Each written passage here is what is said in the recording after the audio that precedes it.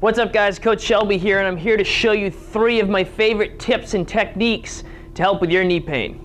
A lot of basketball players end up with knee pain down at the base of the knee, down kind of below the kneecap at what we would consider the anchor point of the patella, and that comes from tightness a lot of times through the quads.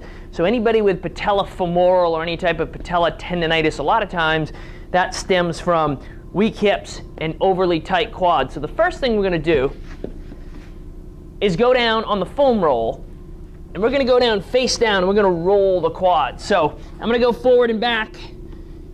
Anything that really hurts, I'm going to sit and I'm going to hold that pressure on. So if you feel like you have a knot in a given spot, you're going to hold on that spot until the muscle relaxes, or about 30 seconds, whichever comes first.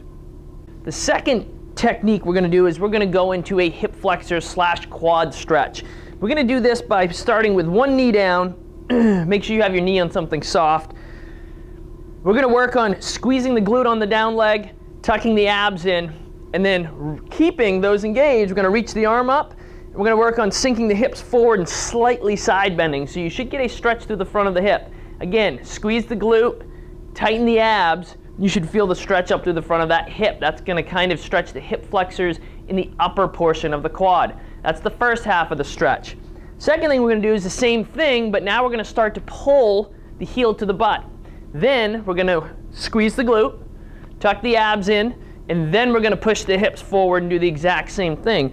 You're going to notice this stretch comes down a little bit lower, somewhere from about mid-thigh down to about the top of the knee, and this is going to stretch the quad, and this is trying to lengthen or stretch out basically what we just rolled, and this is going to help take some of that tension or pressure off of that knee. The third thing we're going to do is we're going to work on landing drills and landing technique. The first progression in this is going to be a single leg balance. So I'm going to start on one foot. I'm going to keep my entire foot flat on the ground, and I'm going to start by simply balancing and then reaching forward. And you can do this for about 30 seconds.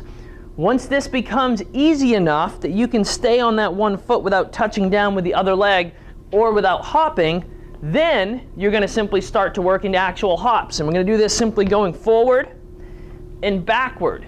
And when we work on that, we're going to work on landing, and we're going to try to strike or land just in front of the heel. So one of the biggest mistakes people make is they try to focus too much on landing on the ball of the foot. And the ball of the foot is going to cause you to have your heel up.